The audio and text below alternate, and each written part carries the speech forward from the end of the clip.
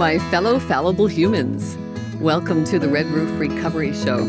This is an addiction recovery program to soften the path of recovery from substance and behavioral addictions. I'm your host. My name is Tanya MacIntyre, and I am so grateful that you are here spending the next 30 minutes with us as I share my experience, strength, and hope around my own recovery from drugs and alcohol. First, though, I want to take a moment to thank my friend, my mentor, a very talented singer-songwriter musician. His name is Russell Allen Scott, and he has gifted me the use of this beautiful theme song that he wrote. It's called Greatest Bravery, and it's from his CD titled The Master Key. Thanks so much, Russell. And you know what? I'm so grateful for that song in so many ways because it's significant for me to have a theme song for this show called Greatest Bravery, because it certainly did take great bravery for me to come out of the proverbial closet to start talking publicly about my addictions to drugs and alcohol, because I did manage my addictions for a very long time through a successful broadcasting career, in fact. And then I founded Red Roof Recovery just before the world was slammed with the pandemic, the COVID-19 pandemic in March of 2020. We certainly started to feel the ripple effects of that in Ontario, Canada. And it kind of slammed the door on my plans to develop a residential program that I was intending to run from my home. But thankfully, things are back on track and running. So if you or someone you know thinks that you might benefit from a unique residential recovery program where you have your own self-contained apartment and you're knee to knee with me for 1 week, you come Friday after work, and you leave the following Friday after lunch. It's an extraordinary, effective program that's founded on the principles of what I talk about all the time, cognitive behavioral therapy. And people ask me all the time, what does cognitive mean? Cognition is thinking. It's just thinking therapies, and there are lots of thinking therapies.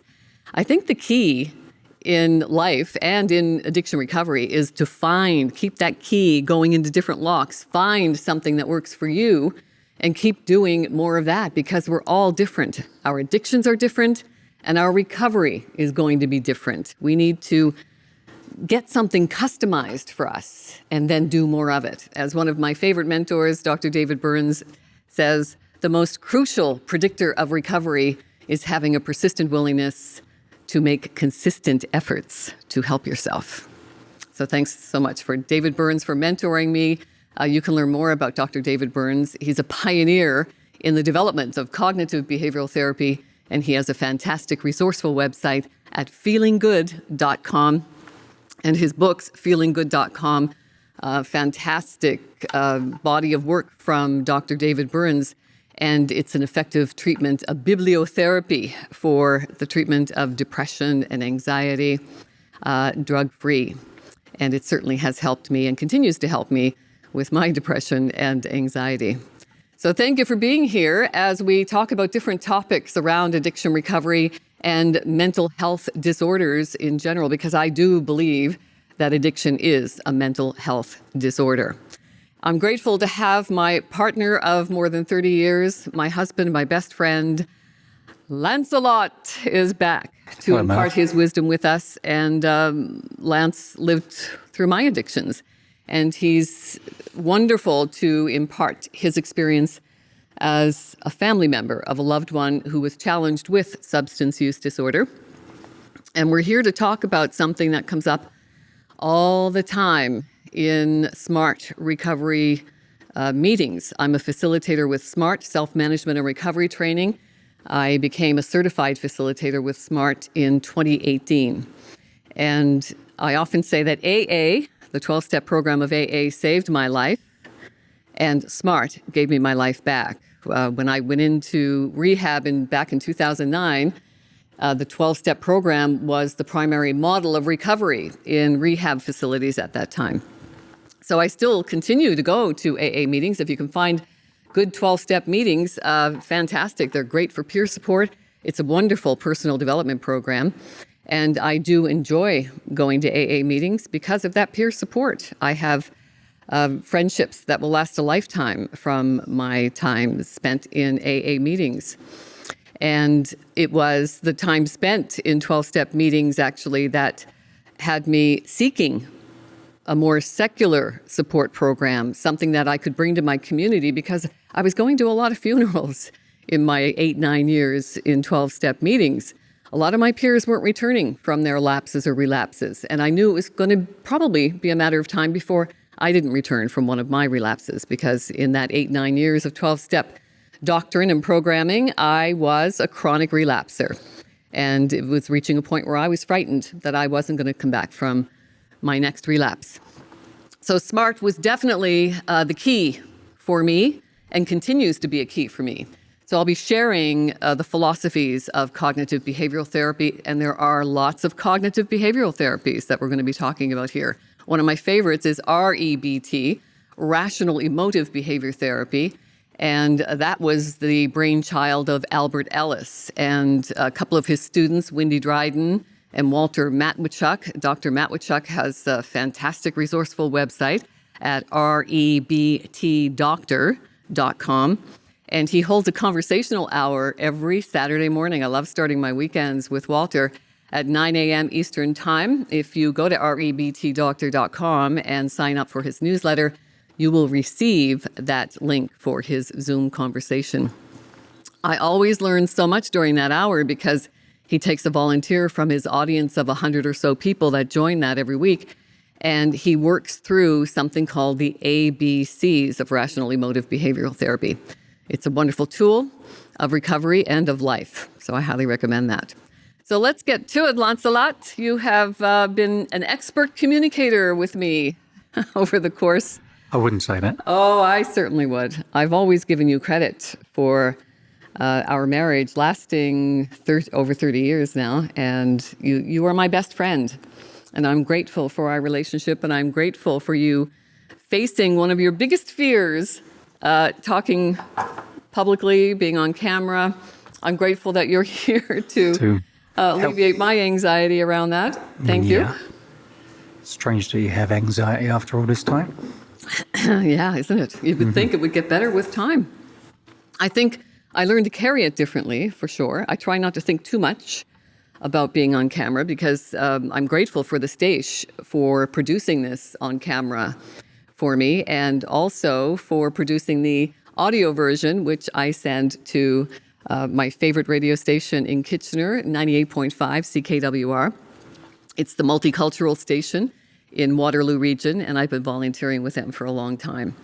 So Mark at the station here in Goderich, Ontario, when we moved here, he was very receptive to not only producing the audio for me so I could send it to Kitchener and not have to drive that 90 minutes every week, and also doing the video recording, which is available on YouTube, which is the second most watched medium in the world. So that kind of fills me with anxiety because I stayed in radio for a reason. I was not comfortable in front of a camera.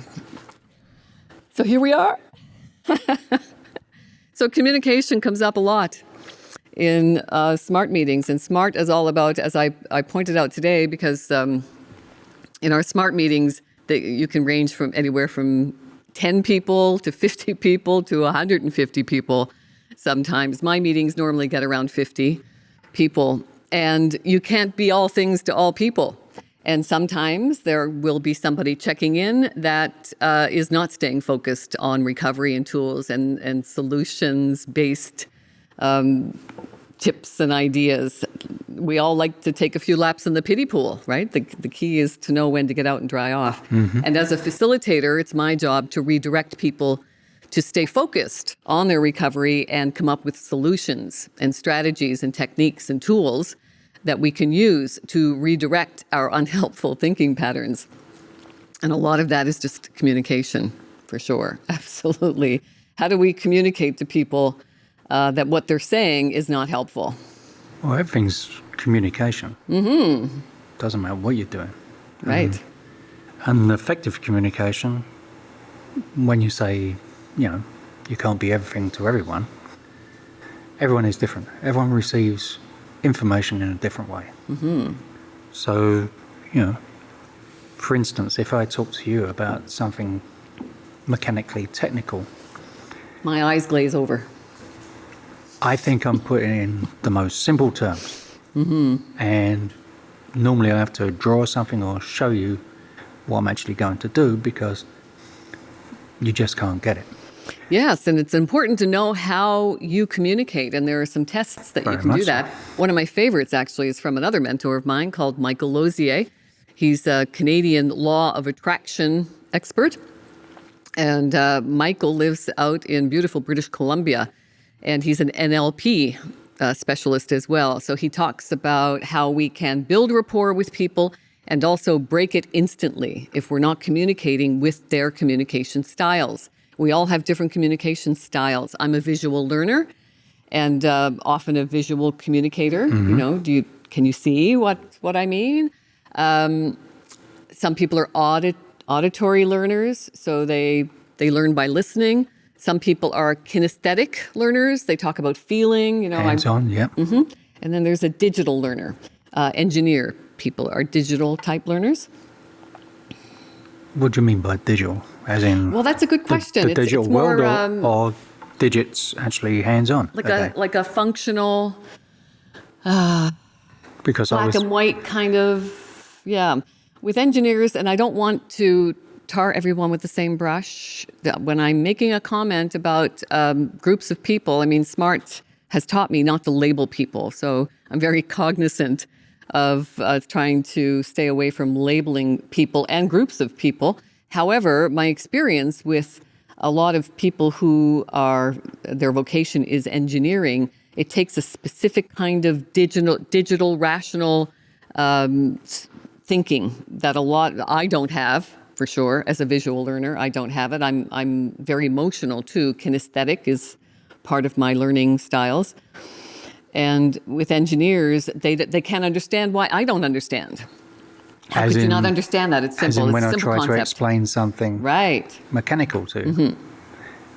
It's because in engineering, if you've got a problem, you work through it. Or if you're trying to make a machine to solve a certain problem. If I have A and I put B to it, I get C, and A, B, and C will get me to D, which makes the part. It's very linear, it's very controlled. If A and B don't work, then A and C might work, or B and C. So it's very structured, you get taught to think a certain way. Well, that's certainly what cognitive behavioral therapy is, for sure, as well, right? It's a structured way of thinking, learning how but to I think reframe. with cognitive behavioural therapy, when it comes to behaviours, you're talking about people, and people are far more complex than machines. Right. In our physiology and in our mental makeup. Because, as you well know, in communication, it's not always what you say, it's how you say it. Ooh, do I know that? You remind me often. No, you remind me, because apparently no one gets upset when I say something, but if you say exactly the same thing... I know. It's the People tone can- of voice I use. Yeah. Tone of voice, you have a very matter-of-fact way of putting things.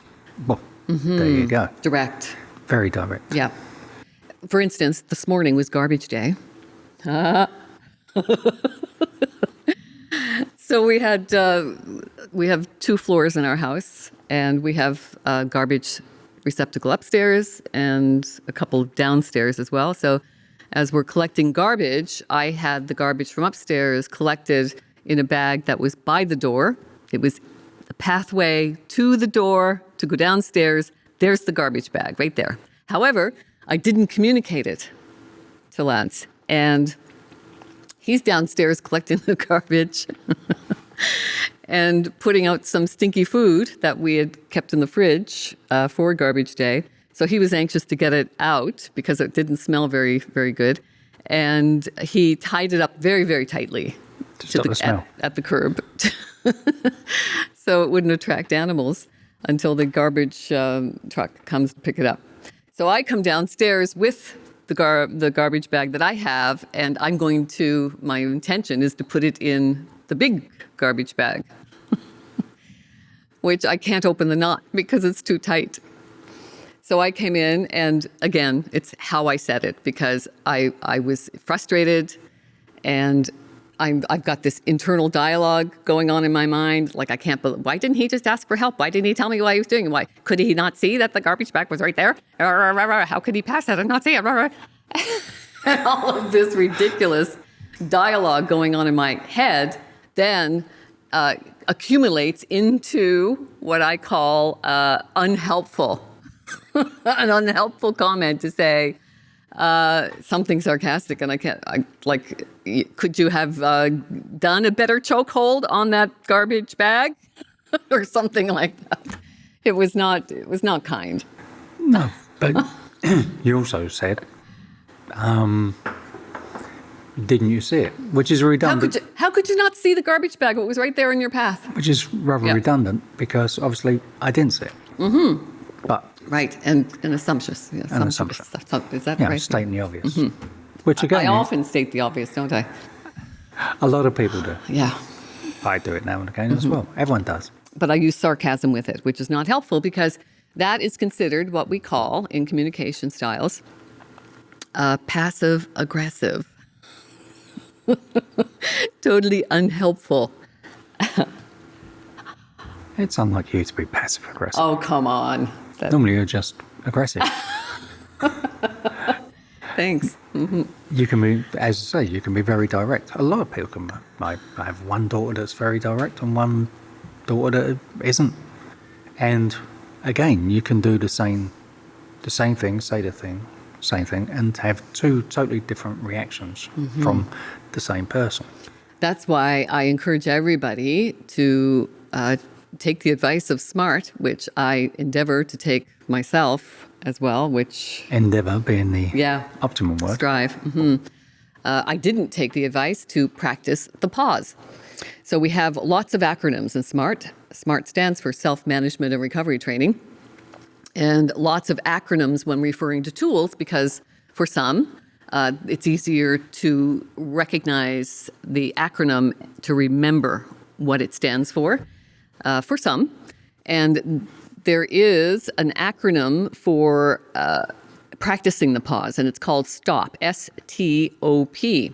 So me being a visual learner, when I learned this tool of communication, I like to see the actual stop sign flashing up in my mind. That big red stop sign reminds me to wait. Wah, wah, wah, leave it in draft. Whoa, whoa, slow down. So the stop is stop. The T is for take a breath, or take however many you need. So for me, I like to even, take a pause to say, that's a very interesting question. Maybe let me get back to you on that, or not even a question. Oh, that's an interesting thought. Let me contemplate that. That's my favorite word. Let's contemplate, and I'll get back to you on that. Just to practice that pause, to put it in draft. Give your time to then move into the O of the STOP acronym, to observe. So what you're doing with the observance is observing how I feel, and observing how someone else might feel in this situation. Thinking about the ideal outcome that I would like to have from this exchange of communication, and thinking about what the options are. How is the best response going to be delivered to get me the outcome that I would ideally like to have here? And then the P is for proceed. Well, I think the problem nowadays is that if you go back in time, there were basically two types of communication: the written word, the letter, or face-to-face. Mm-hmm. So obviously with face-to-face communication, the person that you're communicating to can ask questions. You can see if they're visually upset with what you've said. There's a whole dynamic that goes on there. With the written word, to actually write with a pen and then read it through to make sure, and then put it in an envelope and walk to the post office. That is your pause, or used to be. And then we had the telephone. Well, the telephone, there have been some studies that show that you can tell if someone's lying better on the telephone than you can face to face. There's something in the mannerisms of, like, when you're not visually seeing a person, where the markers can confuse you. When you just hear the person, you can tell if they're lying better than if you're in person. But it's still not a great communication device because you're not seeing the person, you haven't got all other clues and what have you. And then we move into the digital age where Twitter and text and email, which is least because it's instantaneous, there is no pause, there's very little, especially with Twitter, what is it, 150 characters, I think, something like that, which you can't communicate anything really meaningful. So we've moved into a place where we've got so many more ways of communicating, but none of them that give you that stop. There is no stop anymore. Everything's instantaneous. And this is where a lot of communication falls down, I think. Yeah, I agree. We use something there's a family and friends division of SMART that I love as well. Because, definitely, as a family member going through addictions with me, as your loved one, the challenges that come, you're going through just as much as I was going through in your own way. Yeah, obviously. Feeling helpless, hopeless. Yeah, obviously it's different. Yeah. There's a different path to where, as a family member, you need to get to. As opposed to, because obviously the family member doesn't have the addiction. But in some ways we're addicted to trying to help the person, even to the detriment of yourself sometimes. Exactly. That's where the airplane analogy comes in handy, and I remind people all the time, if you've ever flown in one of those metal tubes that go in the air, we are instructed if the cabin pressure changes and the oxygen mask falls from the ceiling, we are instructed to put the mask on yourself first. You can't help anybody until you help yourself first. Very difficult concept for a lot of us to embrace because it's construed to be selfish to do anything for yourself. So it's a paradox of communication that's a stumbling block for many people in relationships. So in family and friends of SMART, we use yet another acronym, and this one is PIUS, for positive and effective communication, PIUS.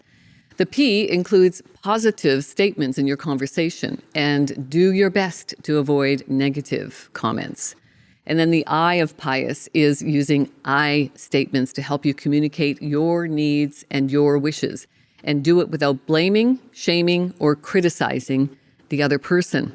This is huge because as we learn in the ABCs of rational emotive behavioral therapy, we often go to the adversity of the A, the adversity of life, or the activating event. The B is for beliefs. We skip over those beliefs and we go directly to the consequences. We're A-C thinkers. So we often say, your behavior caused my whatever in our communication. So it's really important to keep it about I. I feel is one of my favorites. The U is understanding. So you've got P, positive, I statements, U, understanding. So you want to listen and reflect back exactly what you've heard. You want to show your loved one that you understand and respect their point of view, even when you may not agree with it. You just want to convey to them that you understand what they're saying and you respect their point of view. And then the S of PIUS is sharing responsibility. It's a shared responsibility. And when you accept and share responsibility, you're demonstrating to your loved one that you understand and acknowledge your part in the problem, which can go a long, long way in breaking a conflict cycle, which is so common in relationships with people. And it's a breakdown of communication. That's why the only people who win in divorce settlements are the lawyers. Very much so, yeah. Yeah. The communication within the marriage or within the family unit. I mean, if you've got children and you've got your parents, and as we know, you didn't get on very well with my father, and there's a whole dynamic going on there. The communication we have is different with every family member because we're all individual. And as I say, the way one person conveys information doesn't mean if you're sitting there with a whole room of people and you convey something, there's going to be a myriad of different interpretations of what you've said, because everyone has a different bias. Yeah. So to jump to conclusions, when I say, like, I communicate something, to jump to the conclusion that you've understood it the way that I've Delivered it. is erroneous. There's no way I know that you've received it the way, in actual likelihood, you've most probably received it in a slightly different way than I intended it, because we're two different people. Yeah. So effective communication is communicating and then backing up to see if the information I've imparted has been received in a way that what often happens is the person says something, it's received in a different way, and that person doesn't respond. They either react or they internalize. The reaction. And what happens when we internalize? Resentments grow. Yeah. It's like you doing the fermented veggies that we're calling veggies now. So I'm watching Lance go through this process now of fermenting vegetables, because we want to get, the whole gut thing that we were spending a fortune on probiotics. So Lance said, now that I'm retired, I'm going to come up with a natural way that we can generate all those healthy enzymes. Microbiome. Thank you. In our tummies in a more natural way. So he's fermenting veggies. And now I understand why people who are doing kimchi at home are kicked out to the garage to do it, because it can be a smelly endeavor for sure, process. So I can't even remember what was... I don't know. Where was I going with the veggie story? Oh, man, I hate that. I want to put a whiteboard around my neck thinking, like, this thought starts here and ends there. So, no, I've lost it. Yeah. As happens so often. Has happened. Fermented veggies. Oh, yes, thank you. Because when you put the fermented veggies in the container and cover it, the purpose is that now it's got to ferment. And the fermentation, you can watch it, physically watch it, bubbling to the top, and then like a volcano, it starts coming out over the top. So that's what happens when we internalize. It's coming out one way or another, Yeah, right? it ferments. It's fermenting, yeah. And, instead of saying, if you're not sure, instead of saying, do you mean this? Did I understand this correctly? Yeah, this is how I understood it. You want to try to be verbatim and saying, okay, so what I understand is that, and you want to try to repeat it back exactly as you heard them. Yeah. And stay focused on facts instead of what we think. Because... I think I heard. No, that's not what I said. Well, we all hear what we want to hear. That's not what I meant. Right, exactly. A lot of the time, that's all we want to hear. We want to hear what we want to hear. No kidding. Oh, my darling Lancelot, thank you for everything you do. I'm so grateful you're retired. Thank you. We're enjoying life grateful together. I'm retired. And thank you for being on this show. I know you're facing one of your greatest fears, being here with me, and I really appreciate it. Thank you. Yeah, welcome. Thank you for being here. Thank you, thank you, thank you. You are an integral part of my recovery journey, so I appreciate you being here.